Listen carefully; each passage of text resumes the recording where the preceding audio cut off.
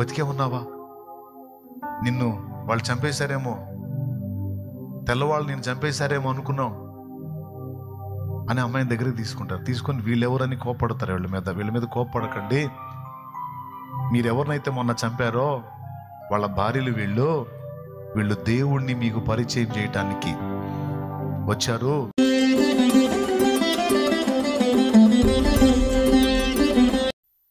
మొన్న 2018లోనో 17లోనో John centenary జాతి మనుషుల కోసం వాళ్ళని వెలుగులోకి తీసుకురావడానికి వాళ్ళ దగ్గరికి పోయి చనిపోయాడు కదా యవనస్తుడు.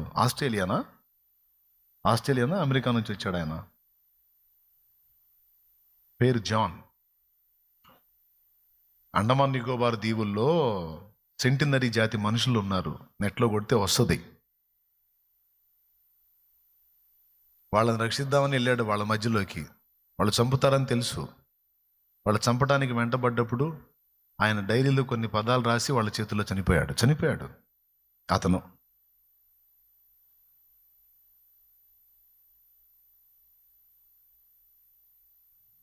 అతను హతసాక్షి అయిపోయాడు వాళ్ళ మధ్య. యవనస్తుడు కదండి, చక్కగా పెళ్లి చేసుకోవచ్చు, లైఫ్ను అనుభవించవచ్చు. చాలామంది యవనస్తుల తపన అదే కదా, మంచి జాబ్ కొట్టాలి, మ్యారేజ్ చేసుకోవాలి, ఆ లైఫ్ని ఎంజాయ్ చేయాలి, జీవితంలో హోదాలు అనుభవించాలి, కారులో తిరగాలి, బంగ్లా కట్టాలి, ఏవో ఆశలు కోరికలు యవనస్తులకు ఉంటాయి కదా. ఆ యవనస్తుడు కూడా అట్లా ఉండొచ్చు కదా. కానీ కాదు. ఒంటి మీద బట్ట కట్టుకోవటం కూడా తెలియని స్థితిలో ఇప్పటికీ అంతే ఉన్నారు వాళ్ళు. ఎవరు పోయినా వాళ్ళను రానివ్వరు. అంటే వాళ్ళని భయపెట్టి ఏదో చేయొచ్చు వాళ్ళని, కానీ గవర్నమెంట్ ఒప్పుకోలే దానికి. వాళ్ళని అట్లా వదిలేసేయండి, అట్లా బతుకుతున్నారు వాళ్ళు అని. సునామీ టైంలో వాళ్ళు ముంపునకు గురై చచ్చిపోయి ఉంటారు అని చెప్పి అనుకున్నారు. వెరిఫికేషన్ చేయడానికి అక్కడ దగ్గరలోకి వెళ్తే వాళ్ళ మీద అటాక్ చేశారు. ఒరే ఉన్నారు, వీళ్ళు బతికే ఉన్నారని మళ్ళీ సైడ్ అయిపోయారు గవర్నమెంట్. వాళ్ళంతా వదిలేశారు. కానీ వాళ్ళ దగ్గరికి వెళ్ళి ఏది ఆదర్శంగా తీసుకున్నా తెలుసా? ఈక్వెడార్ అరణ్యంలో ఔకా జాతి మనుషుల దగ్గరికి వెళ్ళి జిమ్ ఎలియాట్ బృందం 5 ఆ ప్రజల చేతుల్లో చచ్చిపోతారు, వాళ్ళ ఈటలకు బలైపోతారు. అది ఆదర్శంగా తీసుకుని వచ్చాడు జాన్. అయితే నా రక్తం చిందిస్తా అక్కడ, నా రక్తమైన మొరపెట్టింది కదా ఆ ప్రజల కోసం, ఆ దేవునికి. ఈరోజు కాకపోతే రేపు కాకపోతే 10 రోజులు కాకపోతే సంవత్సరానికైతే 10 సంవత్సరాలకైనా నా రక్తమును బట్టి ఆ ప్రజలను బయటికి తెస్తాడు నా దేవుడు. ఏదో కార్యం చేస్తాడు, వాళ్ళని విడిపిస్తాడు. నాకు ఛాన్స్ ఉంటే నేను చెప్తాను, నన్ను రానిస్తే నేను వెళ్తానని వాళ్ళు తినే పదార్థాలు తీసుకొని పోయాడు జాన్ అక్కడికి. వాళ్ళకి కావాల్సినవి తీసుకొని పోయాడు, కానీ వాళ్ళు లక్ష్య పెట్టలేదు, చంపేశారు అతన్ని. ఏమని రాశాడో తెలుసా? ఈ ప్రజల మీద మీరు ఎలాంటి ప్రతీకార చర్యలు చేయొద్దు, ఇందులో వాళ్ళ తప్పేమీ లేదు, వాళ్ళ భద్రత కోసం వాళ్ళు నన్ను అటాక్ చేస్తున్నారు, ఎందుకంటే వాళ్ళు ఉన్న ప్రాంతాన్ని నేను వచ్చాను కాబట్టి వాళ్ళ అమాయకులు, వాళ్ళని వదిలేసేయండి అని ఆయన రాశాడు. నేను కావాలని వచ్చి వీళ్ళ కోసం నా ప్రాణం పెడుతున్నా, నా కోసం నా ప్రభు ప్రాణం పెట్టాడు, ఈ ప్రజల కోసం కూడా పెట్టాడు, నేను కూడా వాళ్ళ కోసం నా ప్రాణం పెట్టడానికి వచ్చాను ఇక్కడని బలయ్యాడు. అరణ్యంలో ఔకా జాతి మనుషుల మధ్యలోకి వీళ్ళు వెళ్తే జిమ్ ఎలియాట్ బృందం 5 కొన్ని నెలలు వాళ్ళు ఇచ్చినవన్నీ తీసుకొని అనుభవించిన వాళ్ళు ఇక మనకు మచ్చికయ్యారు. మనం వెళ్ళిన వాళ్ళు ఏమందరని దిగితే వాళ్ళని చంపేశారు. వీళ్ళ చేతుల్లో గన్నులు ఉన్నాయి, కానీ వాళ్ళని చంపడానికి కాదుగా వాళ్ళు వెళ్ళింది, రక్షించడానికి. వాళ్ళు ఈటలతో గుచ్చి పొడిచి చంపుతున్నా సరే గన్నులున్న పేల్చలా, బలైపోయారు. వెళ్ళేటప్పుడు చెప్తారు భార్య పిల్లలకి, వెళ్తున్నాం, తిరిగి రాకపోవచ్చు, వస్తే దేవునికి స్తోత్రం, ఒకవేళ రాకుండా ప్రజల కోసం అక్కడే వాళ్ళ చేతుల్లో బలైపోతాయి, పరిచర్య ఆపొద్దు. మీరైనా సరే వాళ్ళని రక్షించడానికి సిద్ధపడండి. జిమ్ ఎలియాట్ కొడుకు అడుగుతాడు, డాడీ మళ్ళీ ఎప్పుడు వస్తామని. బిడ్డని దగ్గరికి తీసుకొని ముద్దాడి ప్రభు చిత్తం నానా అని వెళ్ళిపోతాడు. ఇంకదే చివరి చూపు. చనిపోతారు 5. తర్వాత ఆడవాళ్ళు ఇక ఆలోచన చేసుకుంటారు. ఒక బ్రదర్కి ఏమో అక్క ఉంటుంది, భార్య ఉండదు, మిగిలిన వాళ్ళకి భార్యలు ఉంటారు. ఇంకెళ్ళిపోదాం మా పుట్టిళ్ళు, కానీ వాళ్ళు ఆలోచన చేసుకుంటా ఉంటే వాళ్ళలో ఒక స్త్రీ మళ్ళా నిలబడి, కాదు మన వాళ్ళు ఆత్మల రక్షణ కోసం ప్రాణం పెట్టారు అక్కడ. మనం వెళ్తే ఎట్లా? మన వాళ్ళు మొదలుపెట్టిన పని మనం ముగిద్దాం.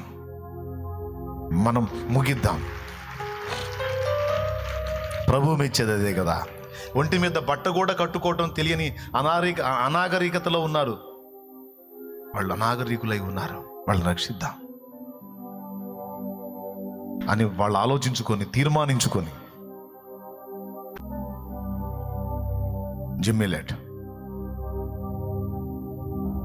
ఫ్యామిలీ. వినండి పిల్లలారా, వినండి, సీరియస్గా తీసుకోండి. భార్య నడుం కట్టింది, తోటి వాళ్ళు మిగిలిన వాళ్ళందరూ నడుం కట్టారు. ఏం జరిగిందో తెలుసా? వీళ్ళు హతసాక్షులుగా అక్కడ ప్రాణం పెట్టారు. తర్వాత ఆ స్త్రీలు ప్రార్థన చేస్తున్నారు, దేవా కనీసం వీళ్ళ డెడ్ బాడీస్ని తీసుకొచ్చే పొజిషన్ కూడా లేదు అక్కడే. ఎందుకంటే వాళ్ళు బాణాలతో వాటితో దాడులు చేస్తారు.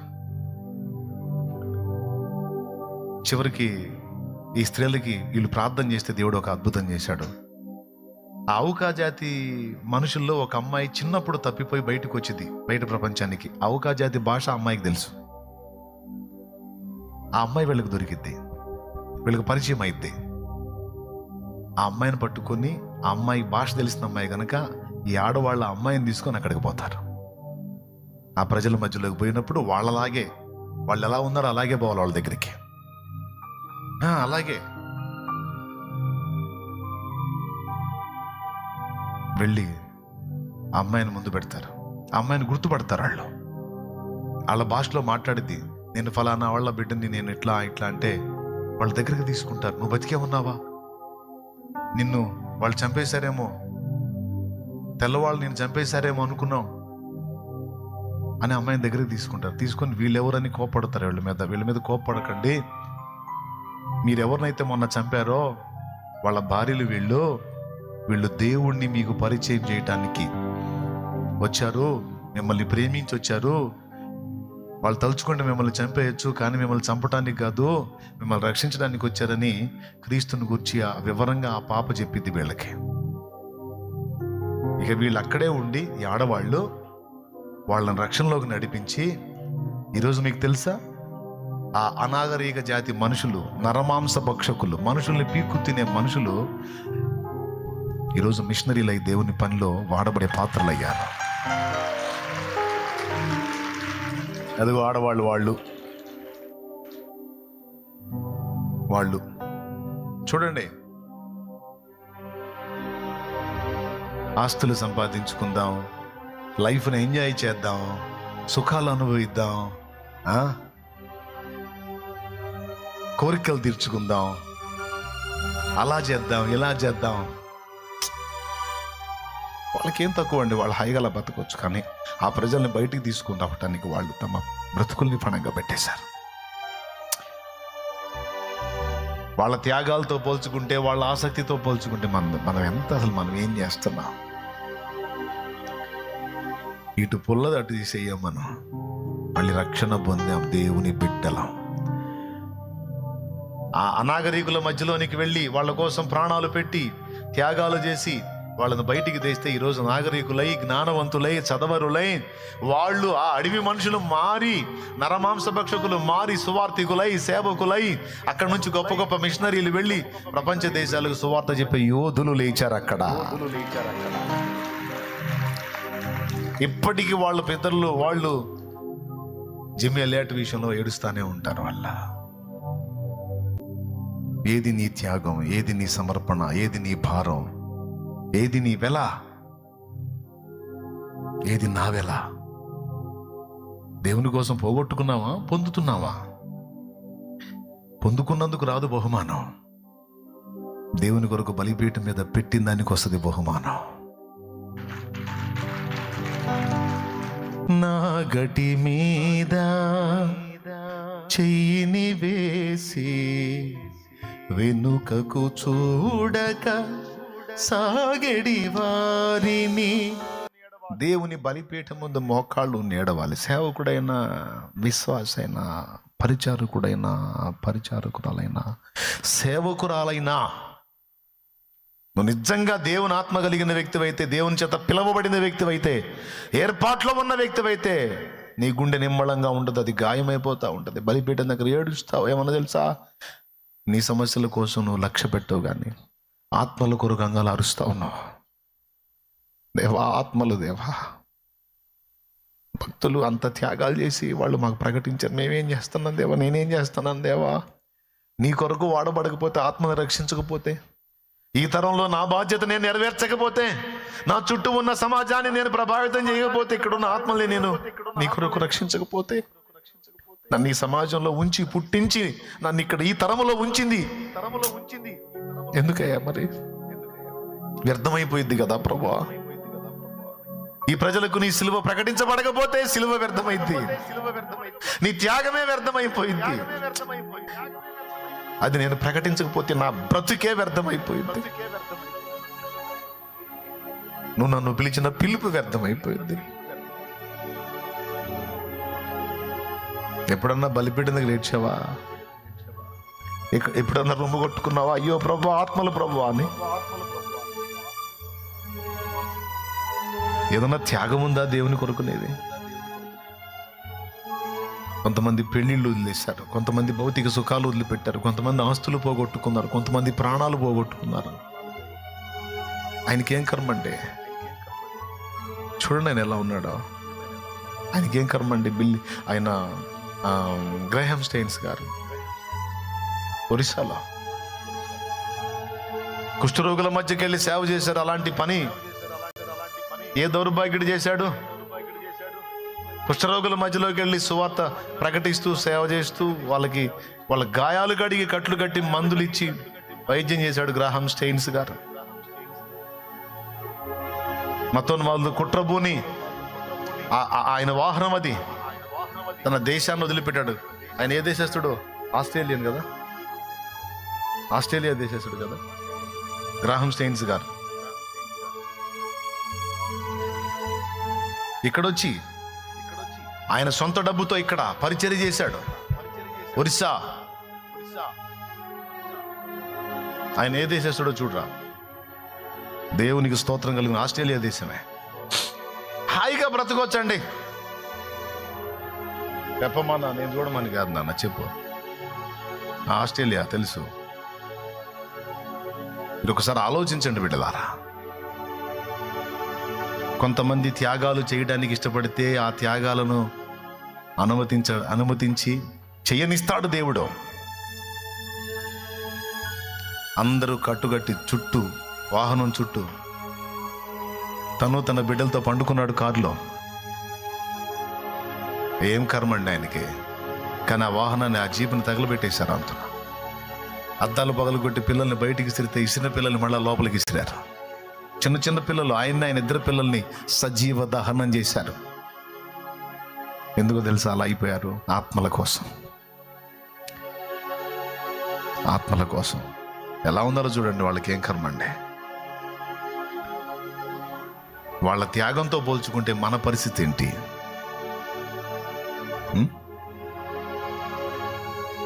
మనకు రక్షకుడు దొరికాడు ఈరోజు. మనకు నరకాన్ని గురించిన భయం లేదు. ఎందుకంటే ప్రాణం పెట్టిన యేసు రక్తంలో కడగబడ్డాం, మారు మనసు పొందాం, రక్షణ పొందాం, బాప్తిస్మం పొందాం, దేవుని వారం అయ్యాం. చచ్చినా దిగు లేదు, బతికున్నా కూడా దిగు లేదు. ఎందుకంటే ఆయన ఉన్నాడు. ఏ సమస్య అయినా చాలిన దేవుడు. మనకు అర్థమయ్యాడు. మనం ఆయన హత్తుకున్నాం. ఏదైనా ఆయన చెప్పుకుంటాం, ఆయనతో నడుస్తాం. మనకి భౌతికంగా ఆయన ఉన్నాడు, చచ్చినా ఆయన ఉన్నాడు. కానీ ఆయన తెలియదే చాలా మందికి. ఆయన తెలియదు చాలా మందికి. ఎక్కడెక్కడో కాదు, మన ఆంధ్రప్రదేశ్లోనే చాలా మందికి తెలియదు యేసు ప్రభు. నా పేరే తెలియని ప్రజలు ఎందరో ఉన్నారు, నా ప్రేమను వారికి ప్రకటింపన్ కొందరే ఉన్నారు. ఆయన తెలీదు. మనుషుల ప్రేమ దక్కలేదని ఆత్మహత్యలు చేసుకుంటున్న వాళ్ళు లేరా? వాళ్ళకి ఇదిగో మనుషులు నిన్ను ప్రేమించకపోయినా నిన్ను ప్రేమించి నీ కోసం ప్రాణం పెట్టిన యేసయ్య నీకు తోడుగా ఉన్నాడు. ఆయన నిన్ను ప్రేమిస్తున్నాడు, ఆయన నిన్ను విడిచిపెట్టడు, ఇహమందును పరమందును కూడా ఆయన నీకు తోడై ఉన్నాడు అని ఒక్క మాట వాళ్ళకి తెలిస్తే చచ్చిపోరు కదా. అలా ఎంతోమంది ఇప్పుడు ఇక్కడ కూర్చున్న వాళ్ళలో మీరు నేను మనందరం అట్లానే బ్రతికాం కదా. ఆయన గురించి మనకు తెలియకపోతే మనం చస్తుండేవాళ్ళం కదా. తెలియబట్టే కదా మీరు నేను బ్రతికున్నాం ఈరోజు. లేకపోతే ఎన్నో ఆత్మహత్యల్లో మందు కూడా ఒకటి అయ్యేది కదా. ఏమంటారు కాదా? మరి ఈరోజు మీ కళ్ళ ముందు ఎన్నో న్యూస్లు వస్తున్నాయి. ఎందుకు? వాళ్ళకి యేసయ్య తెలియదు. ఎక్కడున్నారు? సిటీలోనే ఉన్నారు, టౌన్లోనే ఉన్నారు, గ్రామంలోనే ఉన్నారు. తమ్ముడా, నువ్వు పనిచేసే ప్రదేశాల్లో ఉన్నారు, నువ్వు తిరుగుతున్న ప్రదేశాల్లో ఉన్నారు.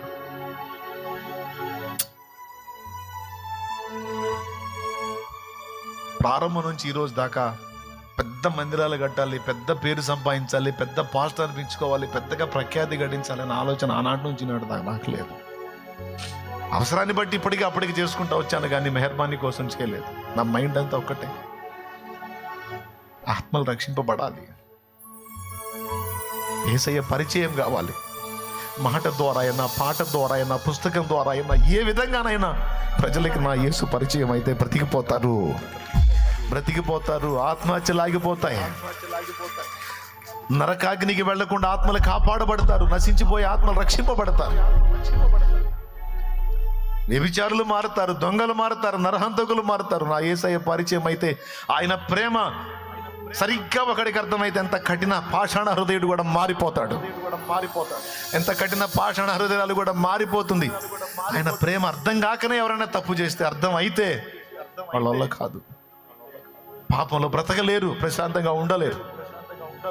కాబట్టి ప్రజల్ని రక్షించి జీవితాలను వెలిగించే నా యేసు పరిచయం కావాలి, యేసు సువార్త పరిచయం కావాలని ఆనాడు నుంచి ఈనాడు దాకా నా తపనదే. నీ బజార్లో త్రాగుబోతులు లేరా? నీ బజార్లో విచ్చలవిడిగా బ్రతికేవాళ్ళు లేరా? వాళ్ళకి యేసు పరిచయం కాలేదా? అందుకే పాపంలో ఉన్నారు, అందుకే మరణంలో ఉన్నారు, అందుకే శాపంలో ఉన్నారు, అందుకే రక్షింపలేని వాటిని మొక్కుతూ పిచ్చి పిచ్చి పనులన్నీ చేసుకొని డబ్బులు జీవితాలు నాశనం చేసుకుంటున్నారు. అదే నువ్వు మేల్కొని వాళ్ళకి పరిచయం చేస్తే, ప్రభువుని వాళ్ళకి యేసయ్య ప్రేమను ప్రకటిస్తే. కానీ చాలా మంది పరిస్థితి ఎలా అయిపోయింది? ఈరోజు రక్షణ పొందారు, ప్రభువా నీ కొరకు బ్రతుకుతామని తీర్మానాలు చేశారు, ప్రార్థనలు చేశారు, కొంత పని కూడా చేశారు, ప్రభువుని మోసం చేసి మళ్ళా లోకంలో కలిశారు.